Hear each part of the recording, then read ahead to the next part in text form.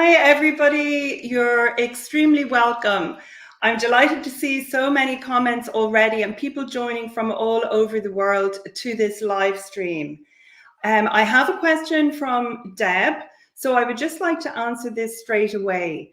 If you have been detained or for some reason you can't see this video, yes, you will be able to watch it on a replay afterwards. So please don't worry, that will be possible afterwards.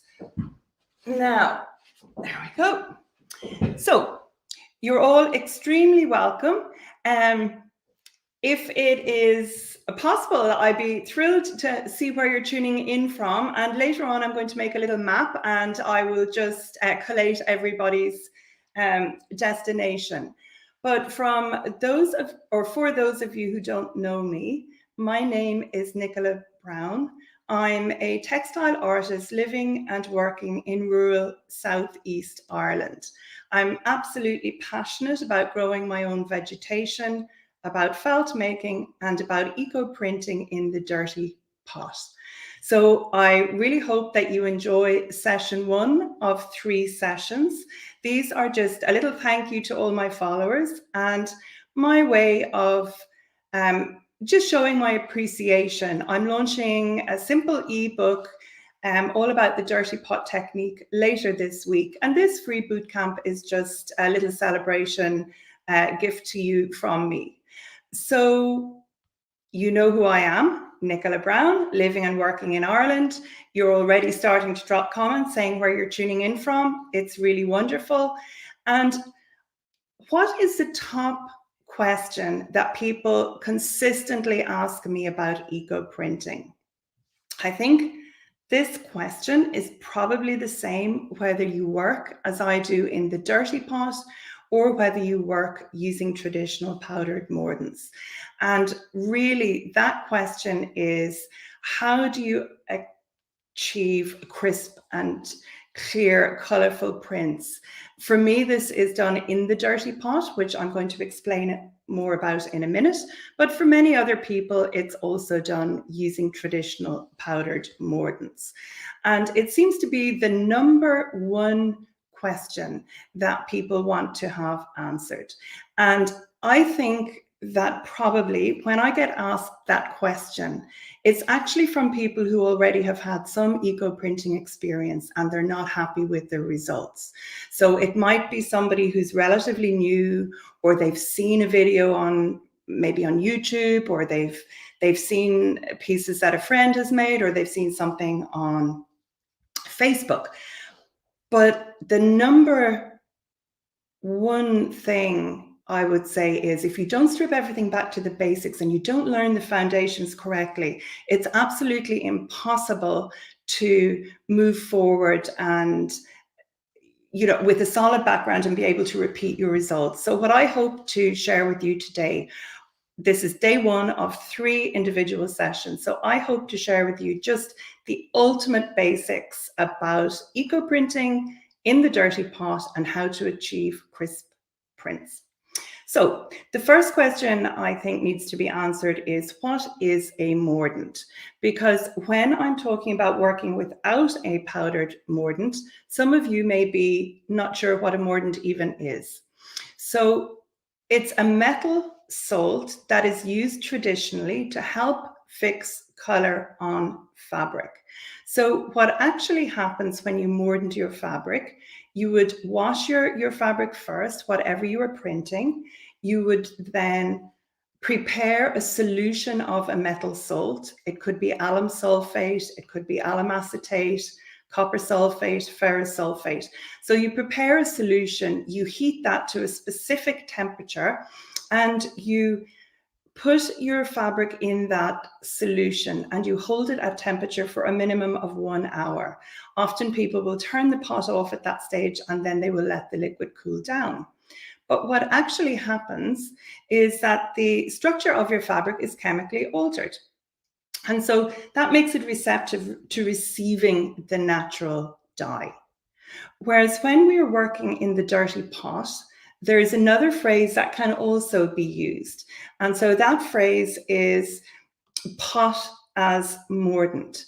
And what this actually means is we're using the composition of the pot itself to influence the color, the prints, the pattern that we get on our fabric. And it's really important to understand that there are certain types of vegetation that will work regardless of what pot you use. But the majority of vegetation, 99.9% of vegetation, needs some help in order to fix a color onto the fabric. And by using the composition of the metal pot and additional metal, rusty metal that we add into the pot, this helps fix the color. Now, it doesn't mean that everything is going to be very dark. You can have bright and colorful prints. You can also have rich, dark prints. The scarf I'm wearing here is printed, it was folded around a lot of rusty metal, so the prints are darker on that. But if I use the same vegetation with no rusty metal, cotinus or smoke bush actually gives me purple prints. So by delving deeper into working without traditional powdered mordants, you begin to expand your color palette. But at the beginning, the absolute essential thing is to be able to work with the pot, roll your bundles tightly, and prepare everything correctly. So that's exactly what I'm going to go through with you in this video. But I'd love you just to hear a little few words from my friend Caroline Nixon first. I actually gave Caroline a call earlier and she had a quick chat with me. So here are a few words from Caroline, and she has a good tip for you all as well. A bit about your eco-printing journey. Can you just explain where we met and what your initial impressions of the eco-printing process were? Yeah, sure. So I've been dabbling in textiles for a long while, and I decided I wanted to go down the natural route. So I'd enrolled in a workshop in Portugal with Joan Morris, which was about natural dyes and shibori, and that's where we met. And for those who don't know Joan Morris, she's a wonderful natural dyer. And at that time, we were both working with traditional mordants for her workshop. But I was actually facilitating 2 week-long workshops after that with eco-printing. And I can still remember one night showing you my eco-printed samples. So you had already tried the process before. Can you just give us a tiny little bit of background about that experience? Yeah, so it was not a good experience. There wasn't a lot of information out there at that stage. It was fairly early on in this craft.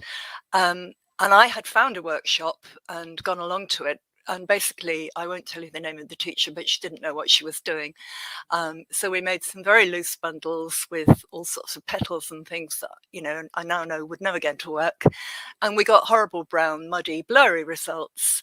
And I remember thinking, it's not for me. I've tried it. It's not the way I want to go. And I remember telling you that. And I do think that that's an experience that many people have. And I know myself, when I started eco-printing, of course, the temptation is to fling all sorts of different vegetation onto your bundles. But in fact, stripping things back to the basics makes such a difference. And then working from a solid foundation. So what happened then, and what helped you move forwards? Okay, well, what happened then was I'd said I never want to print again. And you said, let me try and change your mind. And so I came to stay with you. You very kindly invited me over to your place, and you taught me very generously all the basics. And it changed my life, because from then on I was hooked on eco-printing. And for those who don't know Caroline, she is the most marvelous eco-printer. She works both in the dirty pot and also with mordants. But the basics for each process are really the same. The foundations are the same. And how did your life change once you really understood that, and particularly from moving forwards from that dirty pot technique at the beginning? So life changed completely, because now I knew that actually eco-printing was something I wanted to do. And what you'd done was you'd equip me with the basic skills, which, as you say, are the same whatever method you go on to use. So I knew how to bundle tightly. I knew how to get crisp prints. I knew how to get colour. And I'm by nature an experimenter, and I could now go home and experiment and get good results because I got those basics in place. Well, thank you so much for joining us, Caroline. Before I say goodbye, would you just like to explain a little bit about the beautiful top that you're wearing? Yeah, so this actually, I do still do dirty pot stuff, and this was done in the dirty pot, so you can see a few string marks here. So it's an old woolen blanket which I recycled. It's printed with a variety of leaves, including some big walnut leaves down the front, and then I've done a lot of hand embroidery on it, which is a bit of a sort of trademark of what I do now, that I like to embellish things with hand stitch. Yeah, it's absolutely beautiful. It's also interesting that you say you have walnut there, because for me, leaves from my own walnut tree don't actually give me prints in the dirty pot. And that's a really good point for everybody to take note of, that vegetation prints differently depending on the growing conditions, the age of the tree, etc., etc. But obviously, when I look at that, it's just so beautiful. And as you say, your stitching is a trademark. So I am going to drop a link in the video description below once it gets optimized afterwards. So for those of you who'd like to look at Caroline's work and who might be interested in just seeing more of her wonderful garments, that's going to be available for you afterwards. So thanks a million, Caroline. And have you got any final word for people who are new to working in the dirty pot, or actually new to eco printing altogether? Yeah, I think in some ways I was lucky the way I started, when there wasn't much information around, because I think there's an overload now. People can look at some of the botanical print groups on Facebook and see all the very sophisticated techniques that people are using and think that they should be jumping in and doing that straight away. And you can't. There's no point trying things like dye blankets until you've worked out how to get clean, crisp prints. So I would say strip it back to the essentials, learn to get your bundles tight, learn how leaves react with iron before you try and add in all these other things, which are very exciting, but they're for a little bit further down the road. Brilliant. Well, that's really, really great advice. Thank you so much. And I look forward to our next face-to-face meeting in Ireland, England, Portugal, or France. Thanks, Caroline. Bye. Bye. So I have seen several of you asking or leaving comments about Caroline's beautiful top. It's really, really wonderful. So as she said, that was a blanket that she just got in an op shop or a charity shop. She printed it and then she stitched it into the beautiful garment. And it's very interesting what she was saying about her walnut leaves, because I certainly have walnut envy when I see that top of hers. My leaves don't give me any color like that in the dirty pot whatsoever. And in fact, session 2 of this boot camp tomorrow, I'm going to be discussing leaves and vegetation that you may choose to try, regardless of where you live in the world. So I'll be sharing tips tomorrow for really good eco-printing vegetation. But for now, I'm going to go absolutely back to the basics.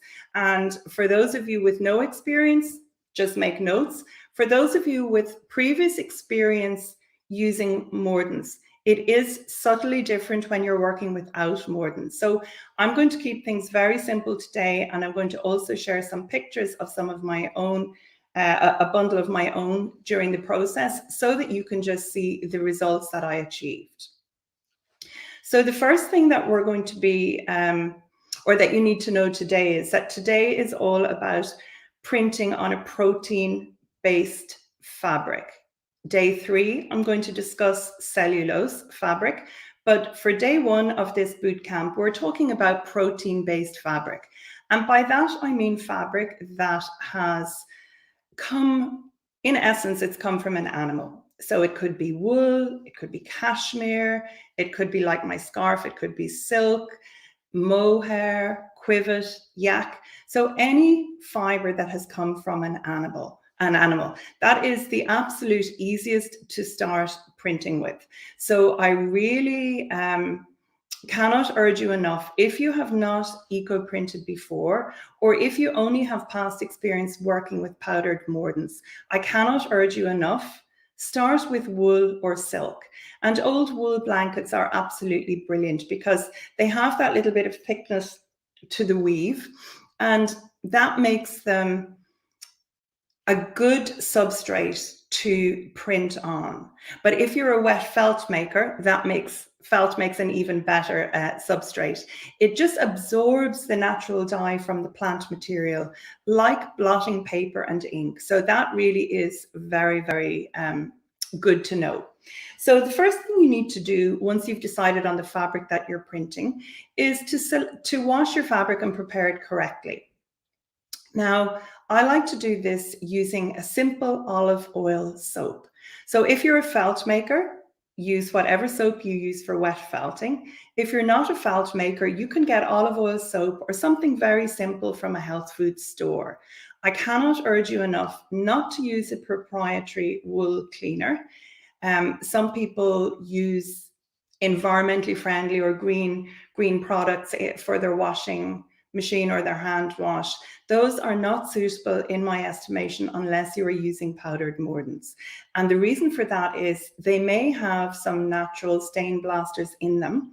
And because we're working without mordants, we want to give our fabric the best opportunity to absorb the natural dye color, and we want it to be washable afterwards. I do not want to print pieces that I can't sell to customers afterwards. So I always use an olive oil soap or a gentle soap, and that's what I do. I wash my fabric with that first. So once your fabric is washed, Joan Morris, who Caroline and I did that wonderful natural dyeing workshop with, she had a fantastic tip. And this tip relates to any sort of natural dyeing, and I now apply it to eco printing. Before she does any process such as mordanting or dyeing, she always soaks her fabric for a minimum of 1 hour in clear water first. Well, when I came back from her workshop and I was applying some of her teaching to natural or to eco printing, I started soaking my fabric overnight in either clear water or a vinegar and water solution first. And the difference in my prints was absolutely outstanding. I could not believe the difference. The saturation of color is very much better if you soak your fabric overnight before you actually go to print. So I will be sharing some pictures with you in a minute, but just bear that in mind. So you're going to wash your fabric with an olive oil soap, and then you are going to soak it overnight. Now, if you soak it in plain water, you can sprinkle vinegar on it afterwards, or alternatively, you can just soak it in a bucket and throw in, a pint, half a litre of vinegar into the bucket as well. So either way will work perfectly. The next thing you need for the basics, you need suitable vegetation. And for the images I'm going to show you in a minute, I am actually going to be working with onion skins, but I also have used a few other leaves, and I'll show you those in a minute. It's vital that you roll up and you tie your bundles extremely tightly. And because we are working without the powdered mordants, it is really helpful to roll your bundles on a metal pipe. And my favorite pipe that I use most often would be rusty metal, cast iron pipe. That makes the colors a lot darker. So the scarf that I'm wearing today would have been influenced by the rusty metal pipe. Whereas the felt sample that I'm going to show you in a minute, that was wrapped around a copper pipe. And so the copper has influenced the color, and you're going to see that in the results that I have achieved. So you roll up and you tie your bundles extremely tightly. And a stretchy material that I like tying my bundles with would be t-shirt yarn. I buy that on a roll. You can make your own, but I like to use any sort of a strong, natural tying material, and I can reuse that time after time until, in fact, it rots. And at that stage, I would just pop the rotting tying material onto my compost heap, trying to be as environmentally friendly as possible. So once you have your bundles made, the next stage is to submerge them in your pot. And that's where the dirty pot comes in. So keeping things really simple. As a beginner to the dirty pot method, the pot that I recommend is an aluminium, or if you live in America, an aluminum pot. I cannot stress this enough. You will not get the results that you may be hoping for unless you use what is called a reactive pot. So the aluminium of the pot has a small reaction with what we put into it, and in a small way mimics the effects of aluminium sulfate. By adding vinegar to the pot as well, this helps sharpen some colors. It's particularly good with onion skin and also with eucalyptus. And I would like to say that some people consider vinegar a mordant. It is not a mordant. A mordant chemically alters the structure of the fabric. Vinegar is a modifier, and if you wash the fabric, the vinegar washes out afterwards. However, it does help with the color. So you would be processing your bundles for a certain period of time, and then when they come out and you open them and reveal the prints, you then need to neutralize and to wash the fabric and iron it to finish it. So I think I'm just going to show you the short series of images that I have to start with, and then I'll just discuss the washing out afterwards. So let me just see. Here we go. So I have I have some felt prepared, and I'm about to prepare a bundle. So I have on my table, I have some vinegar, I have scissors, I have a cast iron pipe, copper, I have string. I also have actually some twigs of bark, but I'm actually just keeping it simple. I'm putting onion skins down 1/2 of my piece of felt, which I've sprinkled with vinegar, a little bit of tea leaves, and then I folded the felt over and I've added a few leaves on top. I've chosen my copper pipe, and it's really important to pull and get your tying really, really tight. So you can have somebody help you with the rolling and tying. This is my big aluminium pot, and the bundle was going into that pot. And here it is when I'm opening it. You can see the modification of color at the top from the copper. And I had a selection of rose, blackberry, and sycamore leaves. This is the onion skin side. And here's the piece when it was washed out and ironed. So you can see how much lighter it looks and how much crisper the prints are now.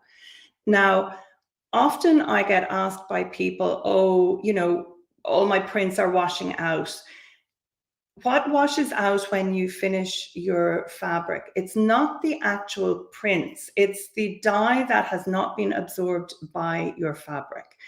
That's never going to be absorbed by it. If it's not in your fabric by the end of the eco printing process, it's not going to stay there. So you really do need to wash it out. For example, I'm wearing a wool top here with this scarf. I don't want to discover tomorrow that I've got awful dark marks around the neckline of this. And I have got to keep washing until my piece runs clear. So when I open the bundles, I don't bother waiting and letting them cool very much. I'm a little bit impatient. So I open the bundles as soon as I take them out of the pot. If I'm working with onion skins and soft vegetation, such as in those examples that I showed you there, that sample, that only needs between 2 and 2.5 hours in the pot. Tomorrow, when I discuss more vegetation, I will give you some different processing times to be thinking about, but 2 to 2.5 hours is really good for most soft vegetation when you're working without mordants. So if the piece has been rolled up on a rusty metal pipe, you then need to neutralize it. So a small piece such as a scarf or a sample like that, it really just needs about a pinch or 1/3 of a teaspoon of bicarbonate of soda. And I would make a solution of bicarbonate of soda and I would soak the piece for about 15 or 20 minutes. And then I gave it a really good wash, again with the olive oil soap. And I wash the piece until the water runs clear. So I actually have a question here about water. So with salty water,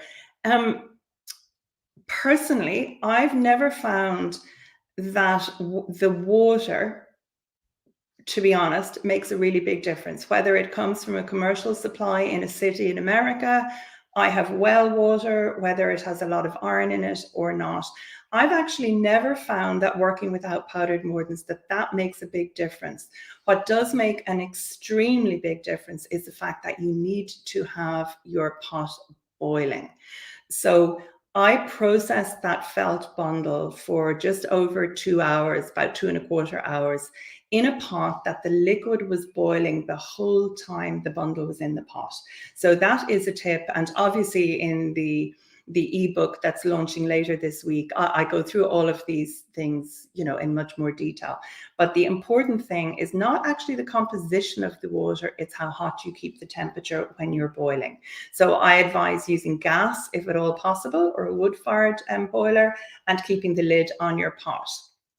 And so, okay, so Tracy, is cast aluminium. Okay, it may be my Irish accent and maybe I'm talking too quickly. So it's cast iron or aluminium. So cast iron is iron. It acts in a similar fashion to ferrous sulfate, and aluminium acts in a similar way to aluminium sulfate. So I hope that answers your question. And we have a question here about steaming or boiling the bundles. So for 99.9% of my eco printing, I boil by submersion. I cannot stress this enough. If you want to get good prints and you have not had experienced good prints in the dirty pot before, you need to submerge your bundles. And if you are working with onion skins and leaves that you know from past experience give good prints, you're not going to know whether they do if you haven't eco printed before. So that's the first thing. So you need to make absolutely sure to start with something like onion skins. They work very well whether you have iron or whether you don't have iron.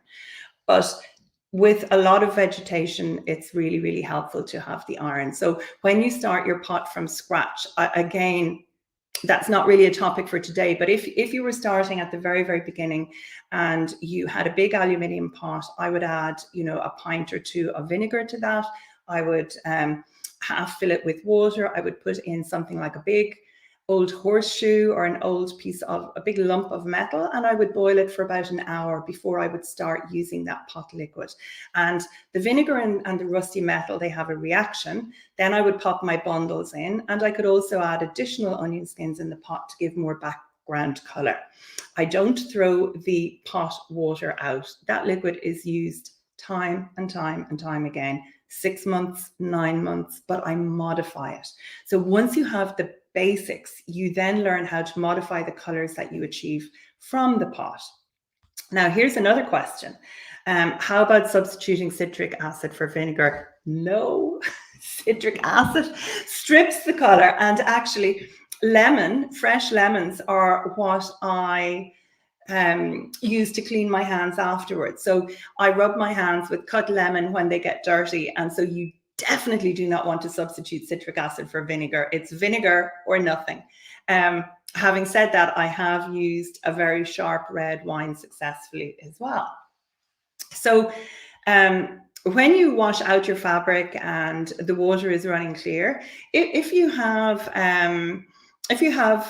several scarves or pieces at the one time, I would just wash them together in my washing machine on the wool setting, and I would put the olive oil soap in there. And we have a question now from, well, in Ireland we would say Colin, but I'm not sure if it's Colin, but can you eco print on paper? And the answer is yes, absolutely. And you can also submerge that paper in the eco printing pot, and it's wonderful.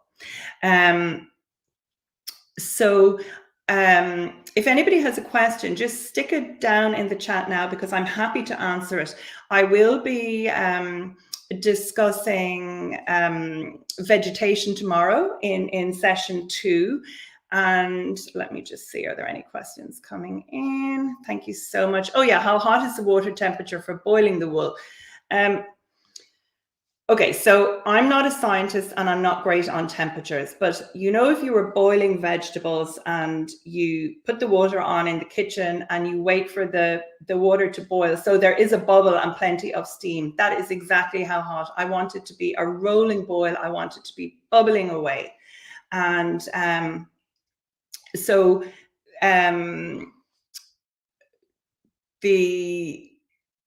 lid is on, and my good friend Joanna, who is a scientist, she said that keeping the pot boiling, the water is one temperature, but there's more energy in the pot if it's bubbling and there's more steam in the top. That really helps with getting good prints. So it's a bubbling boil, and because the wool or the felt or the silk is really tied extremely tightly and you're not agitating it in the pot, it doesn't appear to damage the fabric. Now, so hi Barbara. And I'm delighted here that Dorothy has chimed in. Thank you so much, Dorothy. I did not know that there were such things as cast aluminium pots. So I actually don't know what a cast aluminium pot is. I may have to look that up. So I thought that Tracy meant cast iron, but if there's cast aluminium, I assume it's just the same composition as other. And Sarah's asking what I'm covering about advanced dirty pot modifiers in the ebook. So for anybody, I wasn't going to really talk about the ebook until later in the week, but I would like to just explain. So the ebook is hopefully going to be like an absolute Bible for anybody for the dirty pot method. But it is designed primarily, Sarah, for beginners and people who want to move over or try this method, people who are used to working with powdered mordants already. And so it's not going to cover every last thing. It's going to cover absolutely everything for all the basics. Also how to modify the color afterwards. But for people who've already done a 6-module online workshop with me and want to go further than that, I will be launching a new membership platform in January, and that's where I will delve into more advanced things in more depth. So the eco printing book that's going to be released later this week, it's got absolutely everything you need to know to get really good eco prints, and it's in a PDF form, and it's going to have sections you can download with checklists. But it's for the basics and a little bit beyond. It's not for really more advanced techniques. So let me see, are there any more? Okay, so Isaac. So what I find, Isaac, is that if you leave the vegetation in your eco printing pot between sessions and you leave it there for weeks or months on end, as I do, at times, yes, it will get moldy. So there isn't any way you can prevent it getting moldy unless you were actually doing it every day. So what I do is I would then put a mask on and I would just skim that mold off, because it would only be on the very, very top of the water, but it is advisable to wear a mask for that. John, I think I've actually answered that question before, but I will answer it again. The wool does not felt when you put it in the boiling water, providing you have wrapped your bundles really tightly. There shouldn't be any shrinkage. There's always the possibility, but I wash everything really well, including lamb's wool and cashmere, when I'm washing it prior to the vinegar soak and bundling it. And so if any shrinkage was going to occur, it would have occurred at that stage. So I think it's important to do a good wash first, and there should be no further shrinkage in the pot. In relation to fumes, you do need to make sure you have good ventilation. So obviously working outside or in a garage is good, or if you're in your kitchen, and I know some people have to process in the kitchen, and if you are processing in the kitchen, just make sure that you have the window open and ideally that you wear a mask.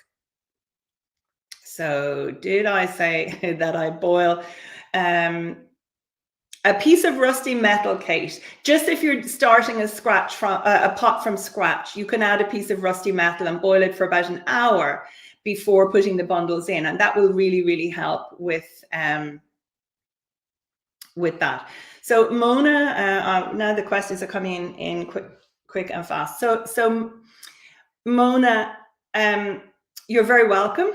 And it's great to see you here from Kashmir. Thank you for joining. So I do have a series of videos on YouTube. So for anybody who's getting value from this video and enjoying it, why not subscribe to my channel and hit the bell? I upload videos weekly, but I will be releasing an ebook at the end of this week, which obviously I would encourage people to buy, but I'm not pushing the book, and I don't want anybody who's attending these 3 days of the bootcamp to feel they have to buy the book. But of course, for me, it contains everything I'm talking about and a lot more. But just stick with the basics, Mona. Just get an aluminium pot, put some water, some vinegar, a piece of rusty metal, get some wool or silk, wrap it with onion skins, tie it tightly, and boil it for 2¼ hours in your liquid. And I think you will have wonderful prints.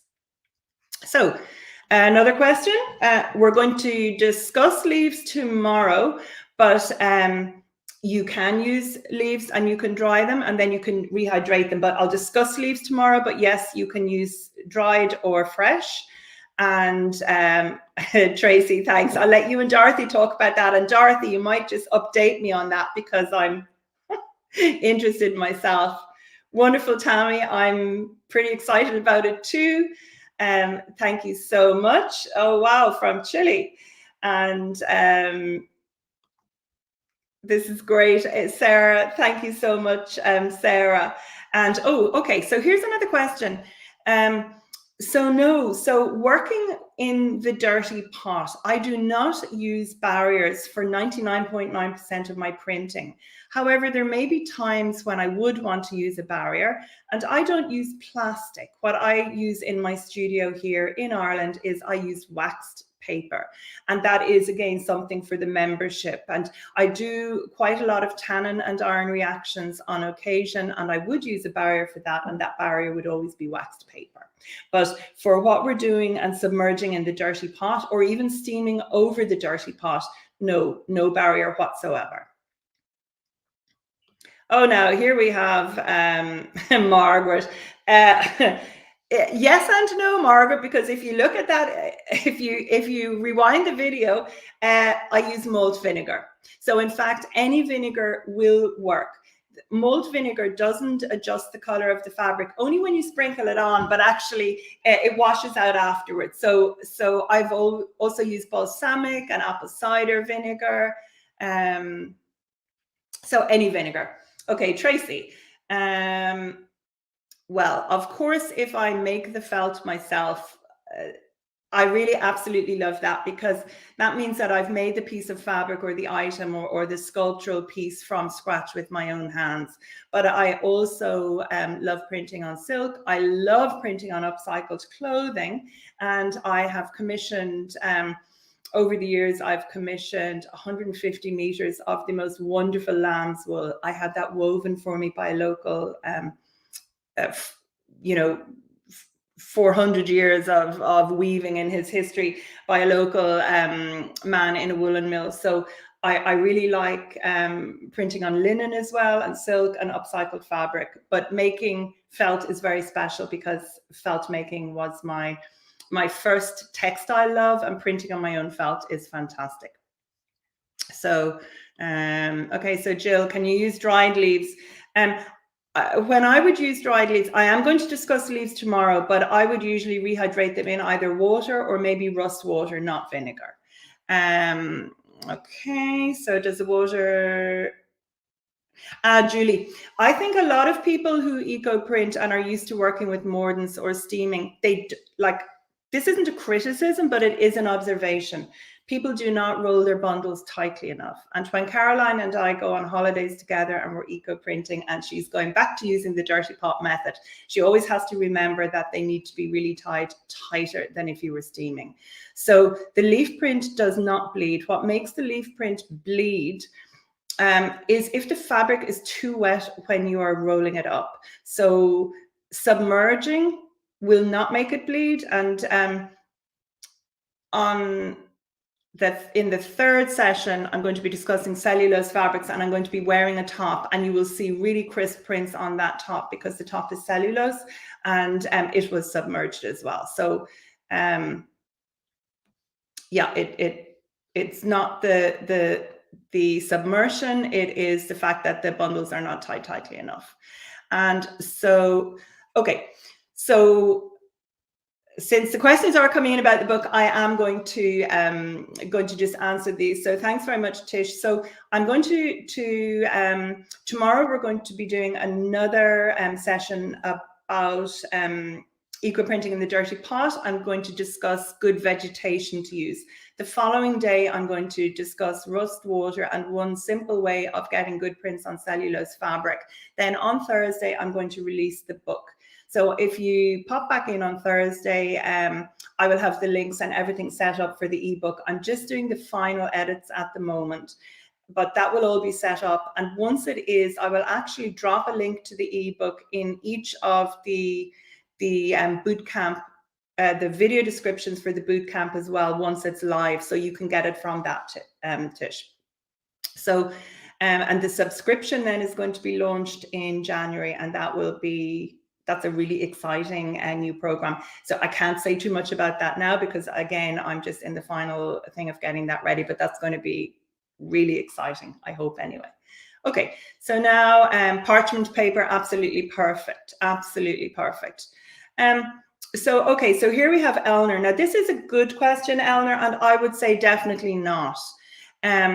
So the thing about working in the dirty pot that I see with people who have previous experience, one thing is not a good substitute for the other. So if you have leaves, if leaves have been soaking in a rusty pan, that is just really high in tannin, and that often just obliterates prints and stuff from your scarf. Like sometimes people just get really dark brown scarves with very little prints if they're using that sort of tannin rich water. So I advise you not to use that. I would say no. I have a video on YouTube and it explains about how to make rust water. So you can just make some of that and have, use that as a starting point. So no, baking paper and wax paper are slightly different. Waxed paper is more like freezer paper, but baking paper also works as well. So I'm discussing leaves tomorrow. Sometimes I give a dip of leaves into homemade rust water, but usually I don't because I'm using a lot of iron in my pot and I don't need to dip them in. Okay. Oh yeah, so Mona, yes, dried leaves can be used. And if you have subscribed to the channel, thank you so much. If you have a look in my eco printing playlist, I actually have a video about saving leaves and storing them so you can use them for future use. So you can actually freeze them, you can have them dry, you can press them flat, and you can reconstitute them. So that just means you can eco print at any time of the year. So Diane, I would say I don't wring the fabric like that, but I do really squeeze it dry, and I'm starting to lose some of the power in my hands. So I would say damp, but really not wet. And so if you have trouble with your hands, the tip is just to lay a dry towel on your table and just give it a quick roll up in the towel and open it. So it's still moist, but it's not too damp. So that's that question there. So Kathy, I think that is the same. So definitely do not dry the fabric. So you basically want your fabric damp, because if it is dry, what is going to happen is you're going to get horrendous creases that will never come out. I think, Jill, I've answered that question. So the fabric is damp when I place the leaves. Thanks very much, Charlene. Yes, Sylvia, maybe I wasn't specific about that. Yes, so I soak the fabric overnight, then I squeeze it and stretch it onto my table before I put the leaves down. So yes, it is squeezed and it's damp, and then I put the leaves on and tie it up, and then it is processed. So thank you so much. This is great. It's lovely to see everybody joining in from all different parts of the world. Eleanor, I wouldn't. So can I use the black leaf soaking water for anything? I wouldn't. However, if I don't have enough hours in the day to concentrate on anything except helping care for some family members who aren't well at the moment, and sharing eco printing and felting, I have some friends who would actually let a lot of the liquid evaporate, and they make ink for drawing and mark making. So that could be really nice if you wanted to make some ink from your black water. And there are plenty of different eucalyptus varieties, and tomorrow when I'm discussing trees, I will talk about a few of them, and I'll give you the names of a few that print very, very good. Okay, so here we have another question. Hi, so definitely on the animal fibers. I wouldn't do it on the vegetable fibers. I'll discuss the vegetable fibers on Wednesday, and not from the paper. However, with the paper, I just dip the paper into the vinegar just for 10 or 20 seconds before I lay the leaves on that. Yes, eucalyptus. We all have eucalyptus envy. And some of you may be amazed to hear I live in Ireland, but I have planted over 900 eucalyptus trees on my property. So I am extremely lucky. So if ever you come for a face-to-face eco-printing workshop, I'll be able to share some of the eucalyptus leaves with you. So I think that's all for today. I hope that this just very basic information was helpful.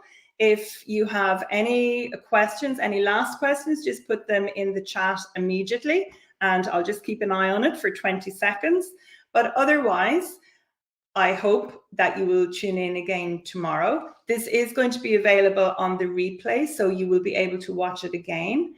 And please consider subscribing to my YouTube channel and hit the bell for future updates. So thank you all so much. Thank you very much for all your lovely comments. And as I say, I am going to collate everything afterwards and work out how many countries in the world will have joined in for the 3 days of the boot camp. So thank you so much. And for today, over and out from Cláshín.